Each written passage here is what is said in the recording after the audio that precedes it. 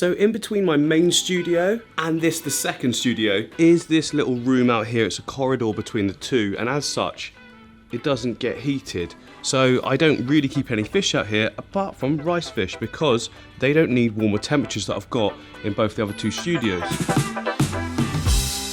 So it stays roughly between 14 to 20 degrees out here depending on time of the year, that kind of thing. So the ambient heat from the two rooms and downstairs keeps it sort of at a decent level, even if it's freezing outside. That's all my hardscape as well. I keep all that here, some plant storage, that kind of thing. Anyway, today I want to build a tank for these rice fish. I mean, they've got a pretty decent one already. It's not scaped at all. I've just let it do its own thing. The moss actually looks really nice, but it's not quite what I want to go for. I want to go for something that's quite sort of realistic and natural looking. These fish aren't so like, I don't know, they're not like the sort of fish that you're going to go, oh my goodness, I must have them. But as you get closer, there's little details you can spot. Like some of them got little sparkles on their back fins and that, which I'm not picking up at the moment. Come on, show me. Okay, there we go. That one there in the middle, that's got like sparkles on the back. It can look a little bit like ick if it focuses, yeah, but it's not. So yeah, like I said, I want to do a cool setup for them, so I've got to get them out first, catch everything, remove all this that's in there. The Java ferns at the back haven't survived. I've got no idea why. I mean, I've never struggled with Java ferns in any other tank ever, but the rest of the plants are doing great, so I'm going to save a couple of them, but most of them, you know, they're just scraps, if you like. It's going to be a whole new different setup.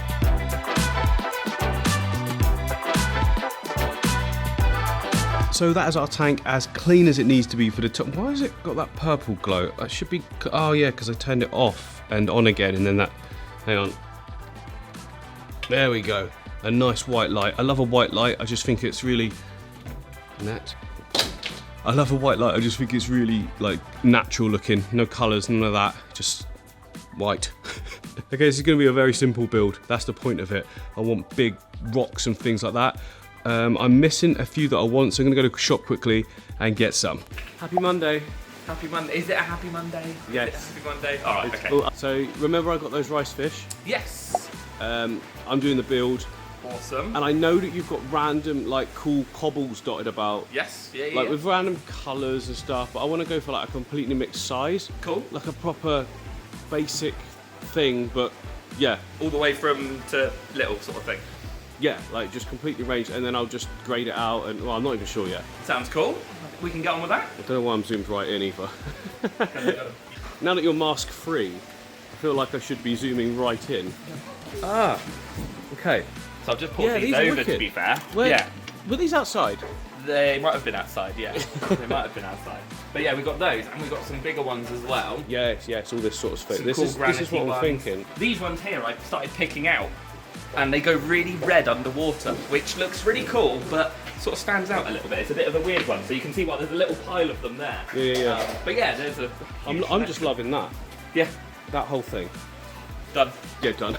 Right, that was rather easy, wasn't it? Back at the studio now, so I've got all the rocks I picked out. I've also got hold of some catappa bark and alder cones. I've already got some catappa leaves on order, potentially to use in this scape, but definitely for some others moving forward. I also went home, got a load of driveway gravel. Don't worry, it's not been near any car juices. Yeah, so that'll be like the first layer we put in now.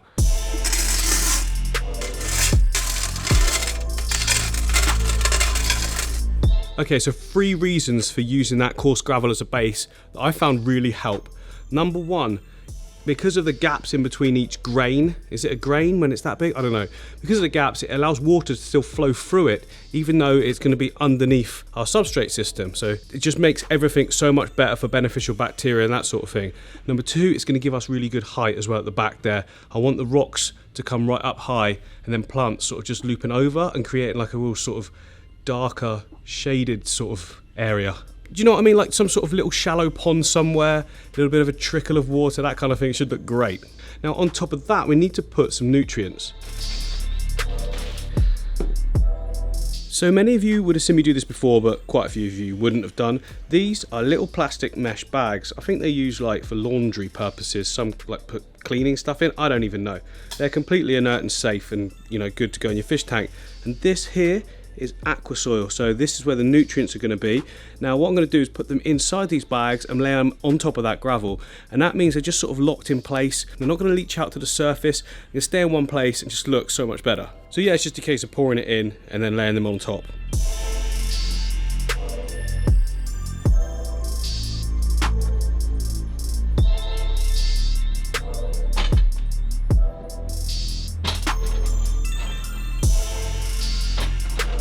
Now don't worry, you don't have to cover every single surface on the bottom there. The roots will find their way into the bags, and those holes are big enough as well for the roots to penetrate. So again, don't worry about that. When you do want to reuse them, and that's the whole point of doing this because aquasoil isn't cheap, it's just easy to pull the plants out, the roots come out as well, most of them anyway. If there's a few left in there, it won't hurt at all. But yeah, it's just a really good way of reusing stuff. If you're a newbie and you're new to aquariums, I suggest you do this because you're going to want to take down your tanks and rebuild them all the time. I know I did anyway, and that is the absolute best way to learn, is just to keep practice. Right, on top of all that, we now need a layer of sand. So down here I've got a selection of sands and gravels, different coarsenesses, I don't know if that's a word. But this is the sand I'm going to use. It's just like a quartz based pool filter style but aquarium packaging sand. You should be able to get this stuff pretty cheap. Yes, just chuck it in as a good layer to start with.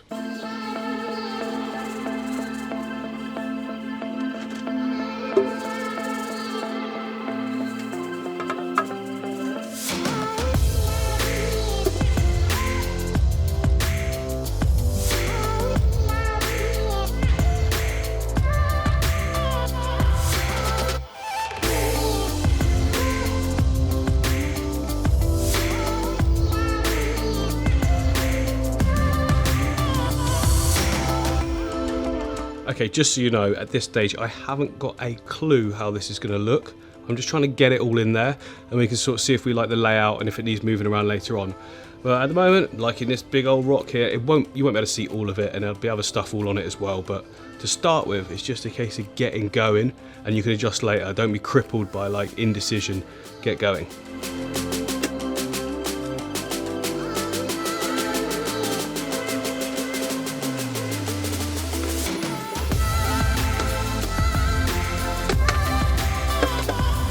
Right, so that was all the formalities done, and now it's getting into the exciting part, and yeah, I love this bit. That's coming together just how I thought, to be honest. Just piling it in a way that I'm used to seeing stuff in a river, or when you're maybe even at the beach and you've got a pebbly beach, just look at the way stuff falls, and that's what I'm trying to simulate, letting it fall in its own natural way. And I think I'm already starting to get that. We need a lot more detail, don't get me wrong, but it's definitely getting there. Now at the back here, I've left spaces, look. We're going to fill that up with sand that we can plant into, because that's where I want all the plants to go, right on that top section. So it's more like the edge of the stream, something like that. But for now, we need to continue with the details, because obviously we've still got aqua soil bags showing, and yeah, that won't do.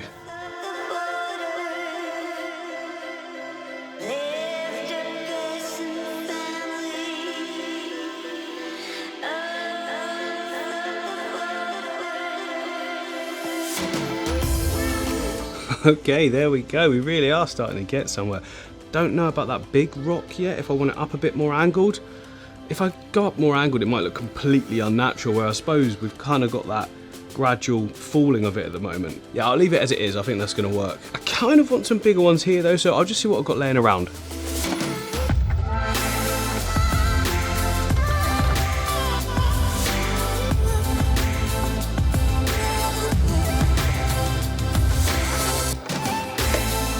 Oh, look at that. That is working beautifully, isn't it? So those bigger pieces up there at the back, they just sort of bring it all together, I think, because we had a lot of smaller ones along with that one big piece. So a couple more big pieces, and following that line, I'm making it sound like I planned that. It just worked out really well.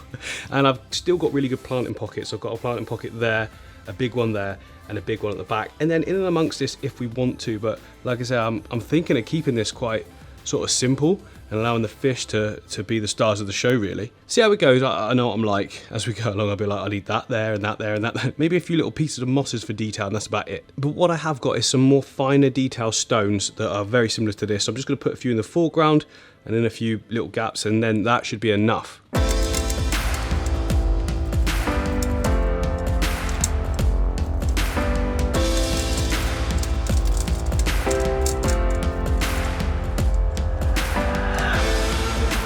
Oh yes, feel like we're absolutely killing it there. So I filled in the back area with the sand walls as well with some of that gravel just on top.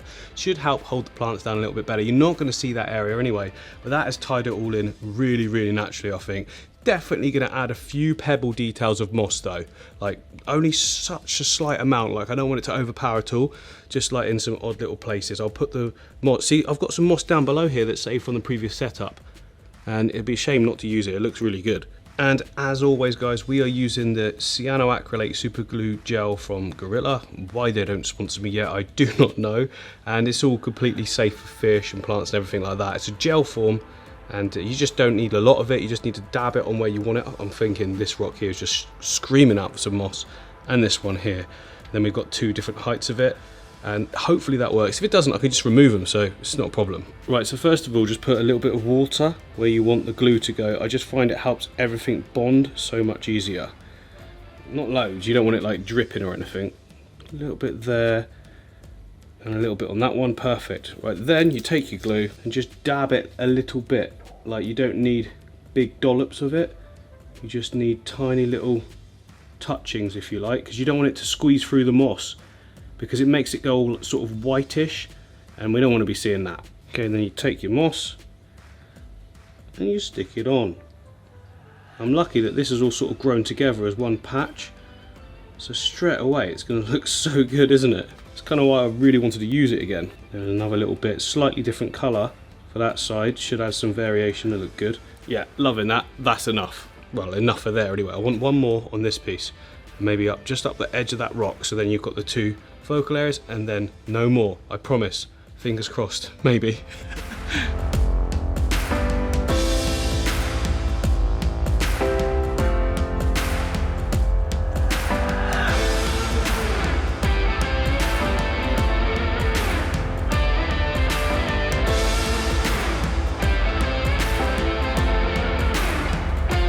Absolutely loving it, so good. Just like a little hint, and that's the sort of thing you see in a river. Is most of the time it's not everywhere, is it? It's just an odd little pocket of colour, so except for the background where there's the embankment. So we need to find our plants now for there, and I've got those. Yeah, I'm currently storing them down here in my plant storage section. There we go. It is the wisteria, is it? It's called like water sprite. There's like a scientific name as well that no one can pronounce or care about, but yeah, we'll go with water sprite, and I'm going to put that at the back. It's already starting to grow taller just in this setup. See those shoots? It's a bit misted, but that shoot right there and that shoot right there is brand new, like prongs or fronds, is it? I don't know, shooting up. So let's get those in that background area. And as always, it's really easy to prepare the plants. So these are from Tropica, really good quality, and they all come with like a label telling you what level they're at, if they should go at the back or the front. This one's saying back, obviously, because it grows so tall, and that's going to work perfectly for what we want it to do. But it's so easy to prepare. Take them out of the rock wall, take out as much of the rock. Oh, this one come away so easy. Done. Plant it.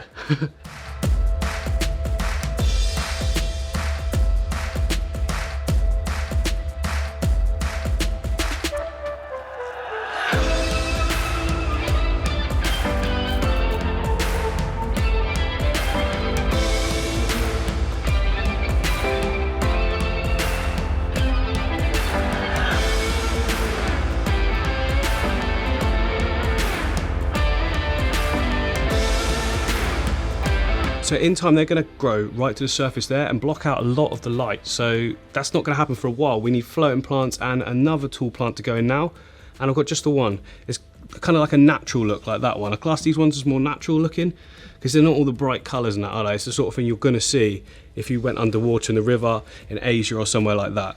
Not so much where I'm from because there's barely any plants, but you know, in more tropical climates there's loads. So yeah, this is my African tank, and in here I've got some penny wort. I just chucked it in a while ago just so it didn't dry out, and it's kind of taken over, and I don't really want it in this tank anyway, so I'm going to cut it right back.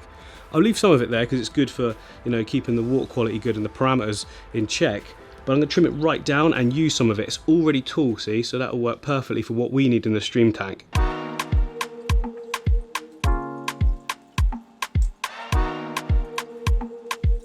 There we go, I've got a really good bunch there. Now before I plant that in, I want to fill it up with water because I find that these stems, you can just see where they're going to sit better when they plant them in a full tank, because obviously they're quite sort of stringy. I don't want to plant them in now and then just flop over and not really know, you know, what sort of height they're getting to and everything. So yeah, let's just fill it up.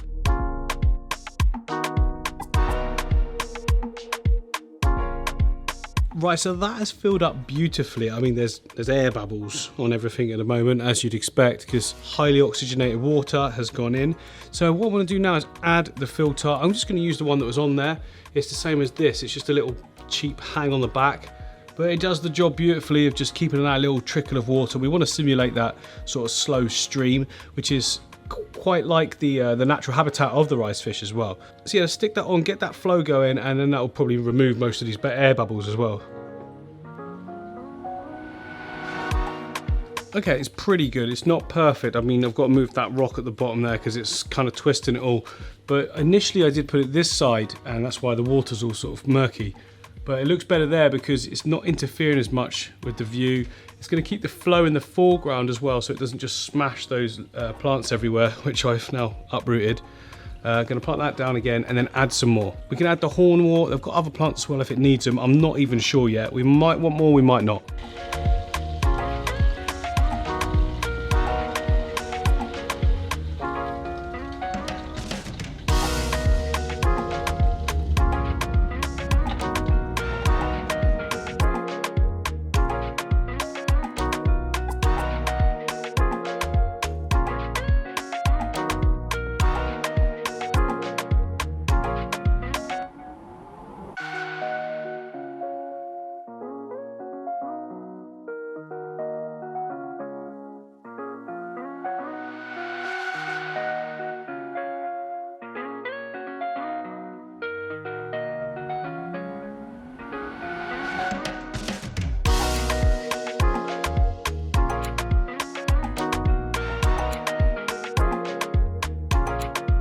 Right, that's starting to look really good. Obviously, we're still misted up quite a bit. Now, I've got some stems down here that I've saved from another tank. They've got some red hues to them. They're a little bit rough, but I think that actually might work in our favour here because they're going to look a little bit more natural in the scape. I just feel like it's missing something in a couple of those areas.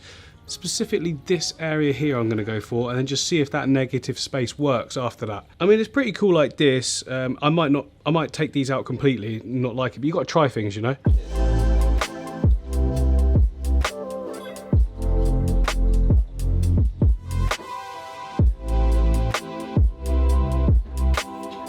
So I was just looking at that space that we had in the middle. I've put that piece of wood there. I'm not sure if that's how I want it yet. It's still slightly floating. So I'm going to leave this overnight to go completely clear. I'm going to come back in the morning, fresh eyes, and just see how we're looking. But I think we definitely need a piece of wood. It's kind of tying it all together nicely, isn't it? I kind of want it going more diagonal though, following this line a little bit higher. We'll see what I can do in the morning. Right, it's the next day. Everything's cleared up beautifully. And you know what? I like it. I think I like it now. It's so simple. Just literally looks like something's fallen into the stream somewhere, so I think I'm going to go with that. Now once we've tied it in with some botanicals and leaf litter in the foreground, it won't look so sort of out of place. Plus, imagine the floating plants at the back. So we need to get on with that part of it now because that's going to be the glue in all of this. So here's what we've got, the small catappa leaves, because I just thought they would work better in the smaller scape. Catappa bark that I've never used before, elder cones which I have used. I've got quite a few of them actually up here in my shrimp tank and they look so good. This is like a forestry sort of style tank that I've gone through before. There are the elder cones. There's the large catappa leaves. Like I say, they're quite sort of large for, well, they work in this kind of scape because I wanted 2 leaves as a focal point, but in the stream I think the smaller ones are going to look better. Now if we just chuck everything in like this, now let me get these out.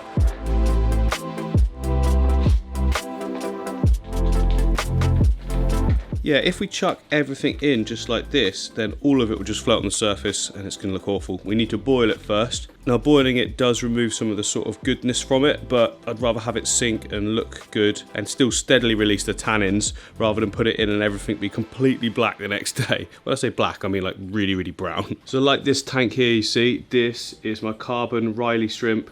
There you go, such beauties. And there's just 2 of those leaves in there and it gives it that sort of tinted look. It was darker than this, but we've had a water change since then. But that's just a really nice look, I think, and that's what it will probably do to the stream tank over time. You watch, I'll come in tomorrow though, and it'll be just completely dark. Won't even be able to see the bottom.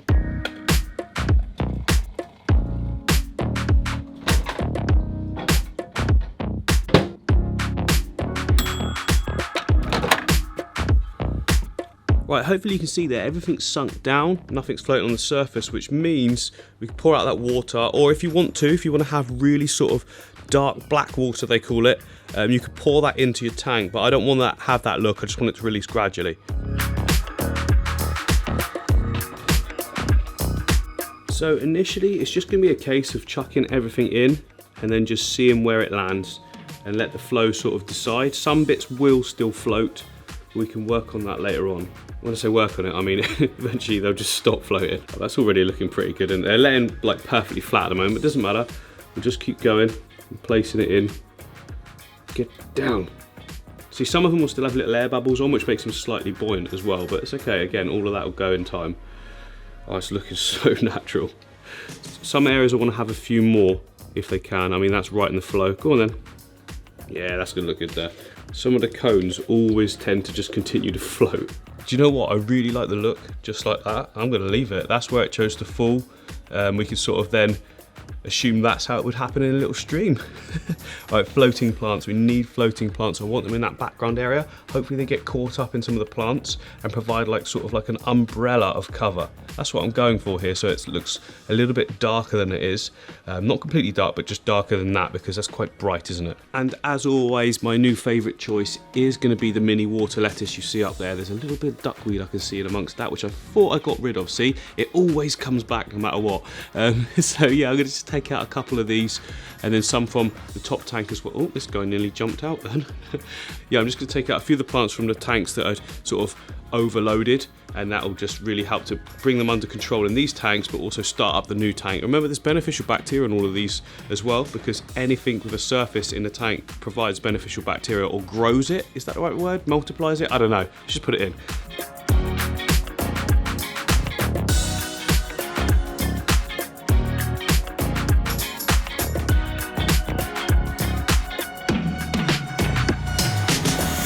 So the tank is looking great. Oh, I've just noticed a nice happy little accident. Look at that, the elder cone has just landed right in that little gap. I like that, I don't know why. So yeah, it's now time to put the Galaxy Ricefish in. Hopefully they love this home. Hopefully they breed in here, and that would be absolutely awesome. Eventually I'd like to do this whole rack as Ricefish. Wouldn't that be cool? Anyway, in they go.